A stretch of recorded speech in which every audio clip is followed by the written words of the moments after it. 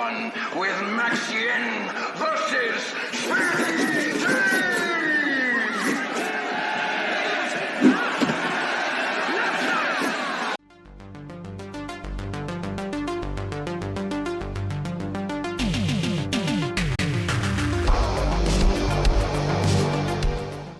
Hi, this is the Professional Amateur Hour coming to you with another review. This week I checked out Gladiator Underground, and this 2025 film was directed by Chaya Supraranat and stars D.Y. Seo, Andy Lee, and Brian Lee, among others of course. So what is the story of this film? Well, it is about an underground fighting tournament, and there is this, young hothead, and he has this drunken style kind of method of fighting, and he wants to enter, so he has to find a sponsor. He wanted to get his old master to sponsor him, but his old master is sponsoring his younger brother, and so he finds this rich lady to sponsor him in this tournament. And of course the tournament pits him against his friends and brother and other guys that they meet and stuff like that. And it's all about this tournament after that, and the power and the will to win and really kind of prove yourself. And the fighting is fun with this one. They even have parts where they spin this wheel, and so they get a weapon from the wheel, and sometimes the weapon's useless or whatever.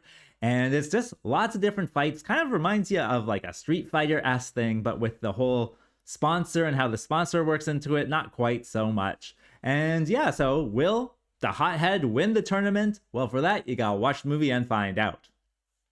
Alright, so let's discuss this movie. Well, with this one, it is a Thai film, and so everybody in it is Thai, and they're, in Thailand and doing this stuff. And of course, Thailand is known for kind of kickboxing and other martial arts, so they have a lot of good kind of combat sport artists there, and they're, I think, doing a good job. Like, all the fights are kind of like the best part of this one, and there's lots of them, like over 10 fights probably, and there's different versions and people with different styles and different body types are all fighting against each other. And oh man, the fights are just kind of a lot of fun. And then even then with the betting aspect of it and how we see the sponsors actually, are throwing down stacks of cash and stuff like that, adds a certain flair to it. And I think they use kind of like a lot of kind of more Cantonese words, which is a certain style of kind of kung fu. They call their master Sifu, which is what I used to call my master when I was, doing that type of stuff. So it does kind of blend a lot of different fighting styles. And I gotta say, they have a lot of good kung fu in this one. It's not like kind of down and dirty street fights. It's well choreographed, well kind of done. And I liked it. I liked all the different fights. It was certainly the highlight of the whole movie. Other than that, like, the fights are very well displayed as well. Like, the filming that they did is really good. You can tell what everything is happening, especially when, it's that kind of high octane kung fu action that's quite quick even, and they film it well enough, and it's good quality film as well, so you can see everything. Also, I thought the actors had good chemistry with each other. It's always good to see kind of them, smiling and playing when they're doing these fights. Like, it really kind of adds a certain, I don't know, energy level to it all, where they're really kind of playing off of each other as well. So I know, of course, with martial art movies like this, they are more chosen for their martial art prowess rather than their acting skills. But they do a good job, I even think, with the acting. And, it's not, of course, the best or anything, but it's the energy level that they bring that really kind of works itself into this film. I think that brings me to what doesn't work with this film. Well, with this one, the story I thought was kind of silly overall. It's just very simple and straightforward. And then even then, kind of things change without any kind of explanation. For example, this main guy, he's got to find a sponsor to enter the tournament.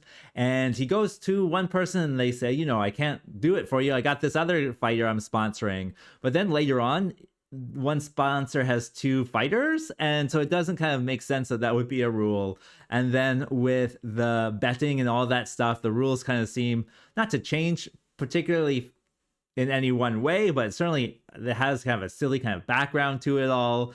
And what else? I thought, this it's just the story, right? The story is just there to get you to the fights, and what the story is entertaining enough. It's just kind of silly. It's not really like cinema, I would say. It's much more about the gimmick of the fights themselves. Other than that, I know the fighters had, good chemistry, but they don't necessarily have the best acting, like I said. So that was in there. I would say kind of the rich people, like the sponsors, are kind of the worst of the actors, and they're just gabbing and gabbing up in the audience box. So it's an interesting kind of film, just made for those fights, and the fights are well done. I would say this movie is trying to play off, the new Street Fighter coming out. So if you're excited for that, maybe, certainly press play on this one. So would I recommend this movie? I would say, it is a fun watch, especially if you're getting excited for the new Street Fighter movie. This one has elements in it that will certainly remind you of it and work for what it's going for. So press play if you can. And as for a rating, well, I'm going to give it the average score of 5 because ultimately it was just, kind of a silly, fun thing to watch. And with that being said, I think that's all I wanted to say. So like and subscribe, and I'll see you next time. Peace out.